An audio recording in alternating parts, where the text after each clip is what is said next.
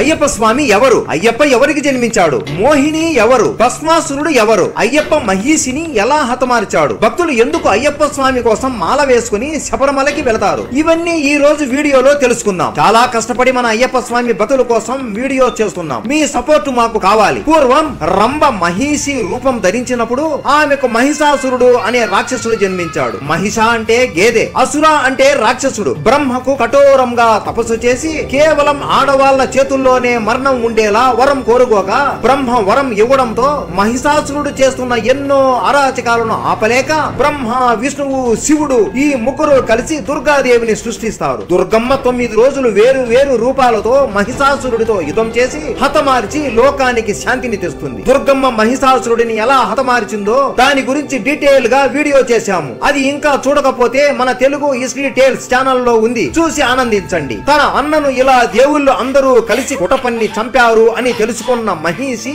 కోపంతో ఆ దేవుళ్ళకి నరకం చూపియాలి అని బ్రహ్మకు కఠోరంగా తపస్సు చేయడం మొదలు పెడుతుంది. ఓం ఓం ఓం అని అంటూ గట్టిగా అరుస్తూ ఏమి తినకుండా ఏమి తాగకుండా 100 సంవత్సరాలు తపస్సు చేస్తుంది. కానీ బ్రహ్మదేవుడు కనికరించడు. కానీ మహిషి మాత్రం తన పట్టు వదలకుండా తన శరీరం అంతా సన్నగా మారి ఎముకలు బయటికి కనబడుతున్నా ఆపకుండా తపస్సు చేస్తూనే ఉంటుంది. చివరికి ఆ పతిని చూసి బ్రహ్మదేవుడు వచ్చి, మహిషి నీ తపస్సుకి నేను మెచ్చాను, ఏం వరం కావాలో కోరుకో అని అనగా, దేవా నాకు ఎంతో శక్తి ఉంది, ఏ దేవుళ్ళనైనా నేను జయించగలను. కానీ ఆ హరిహరులు పన్నాగం వేసి మా అన్నని మోసం చేసి చంపినట్లు నన్ను కూడా ఎలాగైనా చంపుతారు. అందుకే నా మరణం ఈ హరిహరుల చేతుల నుండి అవ్వకుండా చేయండి అని అనగా, అప్పుడు బ్రహ్మ అది సంభవం కాదు మహిషి అని అనగా, మహిషి ఆలోచించి తెలివిగా, బ్రహ్మదేవా నా మరణం కేవలం హరిహరులకి పుట్టిన బిడ్డ నుండి మాత్రమే సంభవించేలా వరం ఇవ్వండి. అంతేకాకుండా అతను 12 ఏళ్లు సాధారణమైన మనిషిలా భూలోకవాసిగా చేసిన తరువాత నన్ను చంపే శక్తి అతనికి సంక్రమించేలా చేయండి అని కోరుకుంటుంది. బ్రహ్మ తదాస్తు అని వెళ్లిపోతాడు. మహిషి నవ్వుతూ, ఈ పిచ్చి బ్రహ్మకు తెలివే లేదు, శివుడు మరియు విష్ణువు ఇద్దరు మగవాళ్లే కదా, ఇద్దరి మగవాళ్ళకి బిడ్డ ఎలా జన్మిస్తాడు అని, ఇక నాకు మరణం అనేది లేదు అని అహంకారంతో నవ్వుకుంటూ ఉంటుంది. అదే సమయంలో భస్మాసురుడు అనే రాక్షసుడు శివుడిని మెప్పించడం కోసం ఒంటికాల మీద నదీ తీరం దగ్గర కఠోరమైన తపస్సు చేస్తాడు. అతని భక్తికి మెచ్చి శివుడు వచ్చి, ఏం వరం కావాలయ్యా నీకు అని అనగా, నా శత్రువులని నేను సునాయాసంగా హతమార్చాలి, అందుకే నేను ఎవరినైనా సరే వారి తల మీద నా చెయ్యి పెడితే వాళ్ళు ఆ తక్షణమే భస్మం అయిపోవాలి అని కోరుకుంటాడు. భస్మాసురా ఈ కోరిక వల్ల ఇతరులకి లేదా నీకు కూడా హాని ఉంటుంది అని శివుడు అనగా, వేరే కోరిక ఏమైనా కోరుకోమని చెబుతాడు. ఓ శివా, నేను నీకు కఠోరమైన తపస్సు చేసి నిన్ను మెప్పించాను, ఇదేనా నీ భక్తుడికి నీవు ఇచ్చే విలువ? తగదు శివ, తగదు, నాకు భస్మం చేసే వరమే కావాలి అని పట్టుబడతాడు. సరే నీ కర్మ అనుకుని తదాస్తు అని అంటాడు. ఆ వరం రాగానే అహంకారంతో, ఓ పరమేశ్వర, నేను వరం అడగగానే నువ్వు ఇవ్వకూడదు అని అనుకున్నావు కదా, నువ్వు ఇప్పుడు కూడా నాకు వరం ఇచ్చావో లేదో నాకు ఎలా తెలుస్తుంది? అందుకే ముందుగా నీ తలపైనే నేను చెయ్యి పెడతాను, చూద్దాం నువ్వు భస్మం అయిపోతావో లేదో అని శివుడి వైపు పరిగెత్తి పట్టుకోవడానికి ప్రయత్నిస్తూ ఉంటాడు. ఇదంతా ఆ విష్ణువు చూసి నవ్వుకొని, శివయ్య ఏం చేసుకున్నావయ్యా నువ్వు అని అనుకుని శివుడిని రక్షించడానికి అందమైన వయ్యారాల అద్భుతమైన మహిళగా మారిపోయి వైకుంఠం నుండి భూలోకానికి మోహిని రూపంలో వస్తాడు. శివుడిని భస్మాసురుడు తరుముతూ ఉండగా, ఓ సుందరాంగుడా, ఏమి అందం నీది, నిన్ను చూసి నేను ప్రేమలో పడిపోయాను, అయినా ఎందుకు ఇలా పిచ్చి పరుగులు తీస్తున్నావు అని సిగ్గుపడుతూ ఓరకళ్ళతో కన్ను కొడుతూ భస్మాసురుడితో మాట్లాడుతుంది. ఆమె అందాన్ని చూసి భస్మాసురుడు ఒక్కసారిగా ఆగిపోయి వెంటనే ప్రేమలో పడిపోతాడు.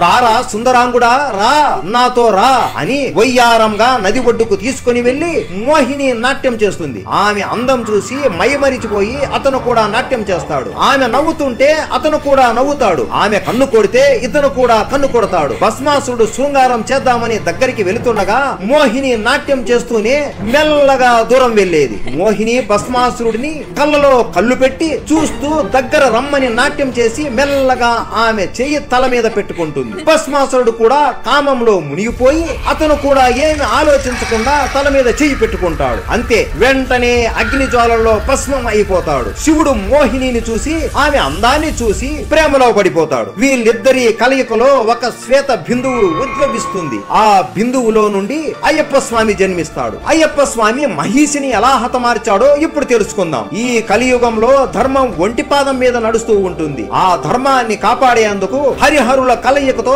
అయ్యప్ప స్వామి జన్మిస్తాడు. అందుకే అయ్యప్ప స్వామిని ధర్మశాస్త్ర అని కూడా పిలుస్తారు. చిన్న పిల్లవాడైన అయ్యప్పని హరిహరులు పంబా నది ఒడ్డున వదిలి వెళ్లిపోతారు. ఆయన ఎంతో అందంగా నవ్వుతూ ఆ అడవిలో దోగాడుతూ ఉంటాడు. ఆయన మెడలో ఒక సువర్ణ గంట ఉంటుంది. ఆ సువర్ణ గంట నుండి వెలుగు వస్తూ ఉంటుంది. ఆ గంట పేరు మణి. అది కంఠంకు ధరించి ఉంది కాబట్టి ఆయనని మణికంఠ అనే పేరు వచ్చింది అని చెప్పుంటారు. ఆ మార్గంలో పందాల రాజ్యం రాజు వేటకు వచ్చి ఉంటాడు. ఆయన వెలుగుతున్న అయ్యప్పని చూసి క్రూర మృగాలు తిరిగే ఈ అడవిలో ఈ బాలుడిని ఎందుకు ఎవరు వదిలేశారు అని అటు ఇటు వెతుకుతాడు. కానీ ఆయనకు ఎవ్వరూ కనిపించరు. అప్పుడే మహాశివుడు ఒక ఋషి రూపంలో వచ్చి, నీకు ఎన్నో సంవత్సరాల నుండి బిడ్డలు పుట్టడం లేదు అని బాధపడుతున్నావు కదా, ఈ బిడ్డ నీకు దేవుడి ఇచ్చిన వరం, ఏ లోటు రాకుండా చూసుకో అని అక్కడ నుండి వెళ్లిపోతాడు. ఆ రాజు చిన్న పిల్లవాడైన అయ్యప్పని తీసుకొని ముద్దులాడుతూ రాణి దగ్గరికి తీసుకొని వెళతాడు. ఆమె కూడా ఆ చిన్న బిడ్డ అయ్యప్ప స్వామిని ఎంతో అపురూపంగా ప్రేమతో పెంచుతుంది. స్వామి వచ్చిన వేళ విశేషాన సంవత్సరం తిరగక ముందే రాజ్యం మొత్తం పంటలతో ప్రజలు అందరూ సంతోషంలో మునిగిపోయారు. తరువాత మహారాణికి కూడా ఒక బిడ్డ జన్మిస్తాడు. అతని పేరు రాజు అని పెట్టారు. అయ్యప్ప స్వామి చిన్నప్పటి నుండే గురువు దగ్గర అన్ని విద్యలు, వేదం, జ్ఞానాలు నేర్చుకుంటాడు. గురువు కూడా ఇవన్నీ చూసి ఆశ్చర్యపోయేవాడు. తప్పకుండా ఈయన ఆ దేవుళ్ళ వరం అని అనుకుని చాలా సంతోషించేవాడు. ఆ గురువుకు ఒక కొడుకు ఉండేవాడు. అతను గుడ్డివాడు మరియు చెవిటివాడు. ఆ గురువు బాధను చూసి గురుదక్షిణ కింద అయ్యప్ప స్వామి ఆ పిల్లవాడికి చూపు తిరిగి తెప్పిస్తాడు. రాజ్యంలో ఉన్న ప్రజలు అందరూ ఆయనని అయ్యా, అపా అని ఆయనని ఒక దేవుడులా మర్యాదలు ఇస్తూ ఉండేవారు. వీళ్ళు అయ్యప్ప తల్లిదండ్రులు కాదు అని తెలిసినా కూడా ఎంతో ప్రేమగా వాళ్ళతో ఉండేవాడు. రాజశేఖరుడు అయ్యప్పని రాజులా పట్టాభిషేకం చేయాలి అని నిర్ణయించుకుంటాడు. కానీ ప్రధానమంత్రికి ఇది ఇష్టం లేదు. ఎందుకంటే ప్రధానమంత్రి రాజ్య నిధులను మరియు ఆయన తప్పులు చేస్తున్నప్పుడు అడ్డంగా అయ్యప్ప పట్టుకుని నిలదీశాడు. ఇప్పుడు ఇతను రాజు అయితే నేను చావాలి అని అనుకుని రాణి దగ్గరికి వెళ్లి, కన్న కొడుకు ఉండగా ఈ పెంపుడు పిల్లవాడిని రాజు ఎలా చేస్తారు అని ఉన్నది లేనిది చెప్పి ఆమె బుద్ధి మార్చేస్తాడు. ఇద్దరు కలిసి అయ్యప్పని చంపడానికి ఎన్నో ప్రయత్నాలు చేస్తారు. కానీ అక్కడ ఉన్నది ఎవరు? అయ్యప్ప. ప్రతి ఒక్క ఆపద నుండి తప్పించుకుంటాడు. కానీ ఒక ప్రమాదంలో అయ్యప్పకు ఒక గాయం అవుతుంది. అప్పుడు శివుడు, విష్ణువు వైద్యులాగా వచ్చి నయం చేస్తారు. ఎలాగైనా తన కొడుకుని రాజు చేయాలి అని మహారాణి తనకు విపరీతమైన తలనొప్పి వచ్చినట్లు మంచం మీద ఎన్నో రోజులుగా పడుకుని నటిస్తూ ఉంటుంది. మంత్రి వైద్యులందరి దగ్గరికి ఈ నొప్పి తగ్గాలి అంటే పులిపాలు తాగాలి అని పులిపాలు ఎప్పుడు ఇస్తుంది? కేవలం ఆ పులికి పిల్లలు పుట్టినప్పుడు మాత్రమే ఇస్తుంది. పిల్లలు పుట్టినప్పుడు పులి దగ్గరికి వెళితే ఇక మరణమే అని రాజుకు చెప్పగా వెళ్ళడానికి అయ్యప్ప నేను వెళతా అని అంటాడు. మహారాజు వద్దు అయ్యా, ఇది చాలా ప్రమాదకరం అని చెప్పినా కూడా అయ్యప్ప స్వామి వినడు. ఇక సరే అని ఒక నల్లటి సంచిలో 3 కళ్ళతో ఉన్న టెంకాయి, భగవంతుడి కొరకు పూజ చేసే వస్తువులు, తినడానికి ధాన్యాలు అన్ని కట్టి ఆ సంచిని అయ్యప్పకి ఇస్తాడు. ఆ మూటను ఇరుముడి అని అంటారు. ఈ ఇరుముడిని అయ్యప్ప శిరస్సు మీద ధరించి క్రూర మృగాలు తిరిగే అడవిలో ఒంటరిగా పులిపాల కోసం ప్రయాణం చేస్తూ ఉంటాడు. ఆ అడవిలో ఉన్న ఒక గ్రామంలో మహిషి అక్కడున్న గిరిజనులను చంపుతూ హింసిస్తూ ఉండేది. ఆ రోజు మహిషి నిద్రపోతూ ఉండగా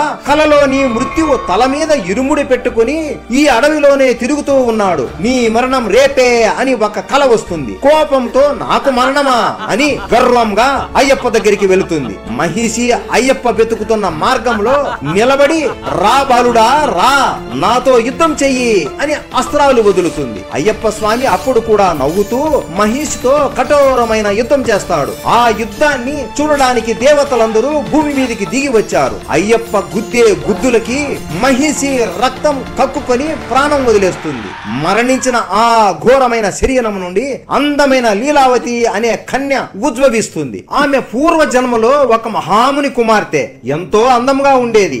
ముని దగ్గర శిష్యరికం చేస్తున్న దత్తాత్రేయుడిపై మనసుపడి, నాతో శృంగారం చెయ్యి, నా కోరికను తీర్చు, నన్ను వివాహం చేసుకోమని అడగగా అతను నిరాకరిస్తాడు.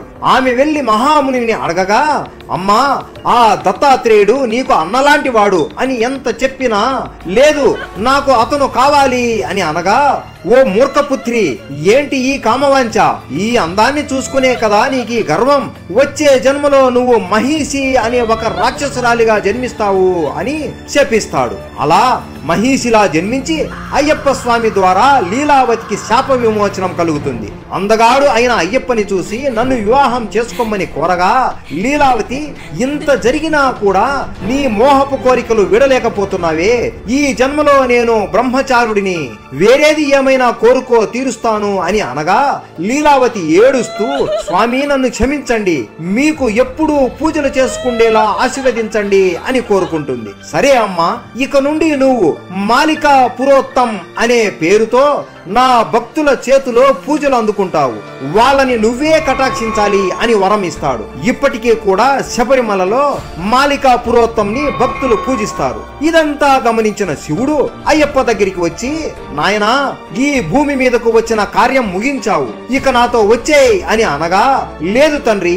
నా తల్లి నేను తెచ్చే పులిపాల కోసం ఎదురు చూస్తూ ఉంటుంది, అది పూర్తి చేశాక ఈ అవతారాన్ని చాలిస్తాను అని అంటాడు. అప్పుడు దేవుళ్ళందరూ, నీ వలన ఈ లోకానికి శాంతి కలిగింది కాబట్టి మేము అందరం నీ కోసం పులిలాగా మారి పాలు ఇస్తాము, మీరు మా మీద ఎక్కండి అని అనగా, సరే అని పులి మీదకు ఎక్కి రాజ్యానికి వెళతాడు. అన్ని పులుల గుంపు మధ్య అయ్యప్పని చూసి భయపడిపోతారు. మహారాణి మరియు మంత్రి ఈ దృశ్యాన్ని చూసి వాళ్ళు చేసిన తప్పులు తెలుసుకొని క్షమించమని, ఈ రాజ్యం నీకే అని అంటారు. అయ్యప్ప ఇది చూసి నవ్వుకొని, అమ్మా నేను నిన్ను క్షమించడమా, అంత మాట అనకండి, నేను ఇక ఇక్కడ ఉండలేను, నేను వచ్చిన కార్యం ముగిసింది, ఇక నా అవతారం ముగించే సమయం ఆసన్నమైంది అమ్మా, నాకు ఎందులకు ఈ రాజ్యములు, ఇవి అన్నీ నా తమ్మునికి లభించాలి అని మీరు అందరూ నన్ను అయ్యా అప్పా అని ఇన్ని రోజులు ఎంతో ప్రేమగా పిలిచారు, ఇక మీదట నా భక్తులు అయ్యప్ప అని ప్రేమగా పిలుచుకుంటారు అని ఈ విల్లు నుండి వెళ్లే బాణం ఎక్కడైతే పడుతుందో అక్కడ నాకు మందిరాన్ని కట్టించండి అని వదలగా ఆ బాణం శబరిమలలో నేలకి గట్టిగా గుచ్చుకొని నిలబడుతుంది. నన్ను మనస్ఫూర్తిగా భక్తి శ్రద్ధలతో మండలం రోజులు మాల ధరించి నన్ను శ్రద్ధతో కొలిచి పాదరక్షణ లేకుండా ఎటువంటి వ్యామోహాలు కూడా లేకుండా నిత్యం నన్నే తలుస్తూ ఎవరైతే నేను చెప్పిన 18 నియమాలు పాటిస్తారో వారు కోరుకున్నది ప్రసాదిస్తాను అని చెప్పి అవతారం చాలిస్తాడు. అయ్యప్ప చెప్పినట్లే మహారాజు ఆలయం కట్టిస్తాడు. 18 మెట్లు కట్టించి విగ్రహం ఎలా పెట్టాలి అని ఆలోచనలో పడతాడు. అప్పుడు స్వయంగా అయ్యప్ప స్వామి పరశురాముడిని పంపించి తన విగ్రహాన్ని ప్రతిష్ఠింపజేస్తాడు. అప్పటి నుండి ఇప్పటి వరకు స్వామివారు శిలారూపంలో మాలలు ధరించి వస్తున్న భక్తులని కటాక్షిస్తూ ఉన్నారు. 41 రోజులు మాల వేసి 18 కొండలు ఎక్కి అష్ట కష్టాలు పడి ఆఖరికి 18 మెట్లు ఎక్కి స్వామిని దర్శించుకుంటారు.